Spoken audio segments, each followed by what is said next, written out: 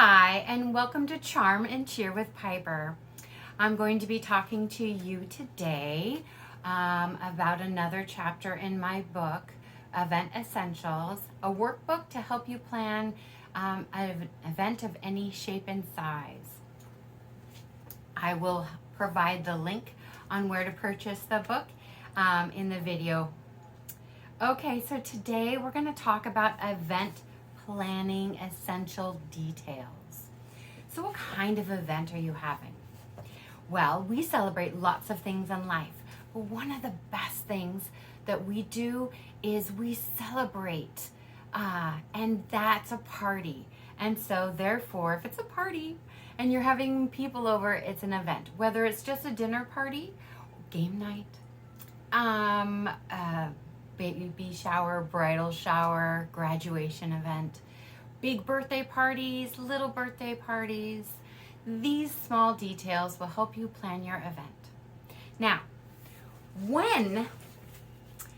so in one of my previous videos, I talked about venue details, and so you can refer back to that for that information. Today, we're going to talk about the event details. When are you having your event?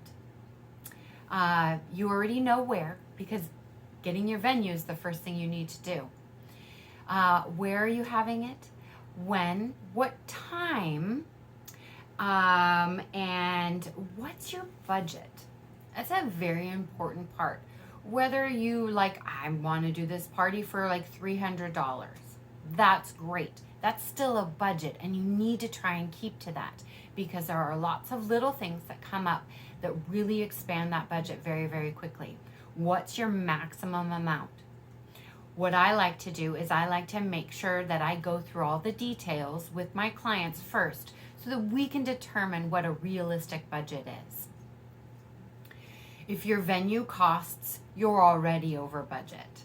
So finding a home, a backyard of a friend or a family member, or a church or a community center that is a little on the lower cost will help if you're really strapped for a budget. Don't be afraid to ask your friend to use their home. They most likely will say yes. So now you have the date and the time. Now, when are you going to start your day? So creating an itinerary for the day is very important. What are you doing? So when are people arriving? When are you arriving to start with setup? When are your guests leaving? And when are you leaving? Now, all the bits in between are the details. And we're going to go over those in some other videos. But right now, I want you to really focus on what you want to do. Now, if it's a birthday party, what activities are you going to do?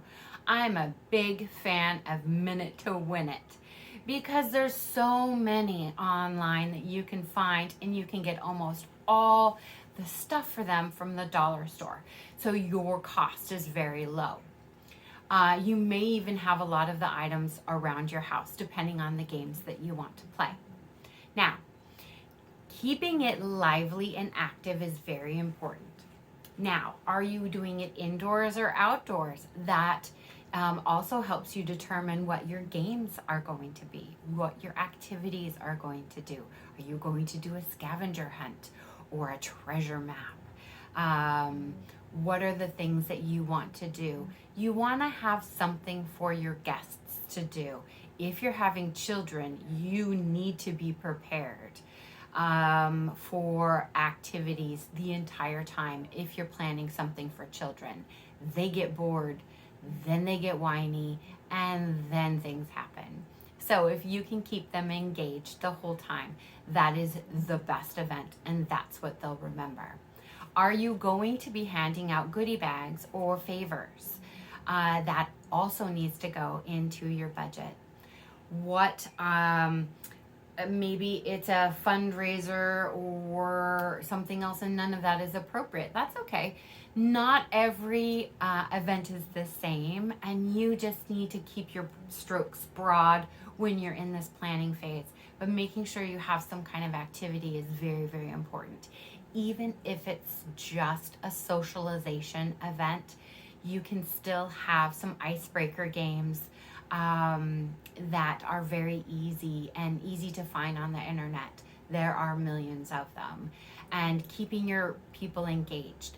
The best thing I love about the Minute to Win It games is you divide teams, especially if very few people know each other. This is a great way to create bonds that will keep the conversations going, because Team A smashed Team B, and they will either commiserate or exult about all of that, no matter the age, especially if you're an adult, because we get very competitive.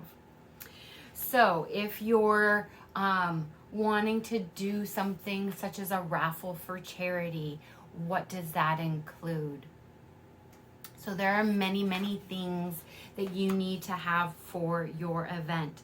But a very crucial item as well is, what is your colors? Now, you're like, well, it's a, I don't know, we don't really need colors. Well, if it's a company event, you can use your company's colors. If it's a personal event, use whatever color is your favorite. For me, almost everything is red or burgundy or black or white. You can see in the colors behind me. These are my colors. I am, these are the colors that make me happy, and they look good on me. And so I force all of my friends to endure my color scheme for all of my events. But that's who I am. Who are you? What do you want to tell your friends and family about this event? You can say it with the colors. You can say it with the theme. Now, if you're doing something and you're like, a theme isn't appropriate, it doesn't necessarily have to be pirates, cowboys, and Indians.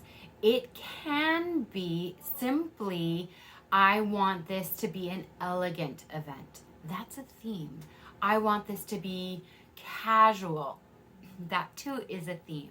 So just keeping those things in mind of how you want the people to feel about your event, that's the theme. So I hope all of these tricks are very handy for you and you enjoy your event. Thank you and have a blessed day.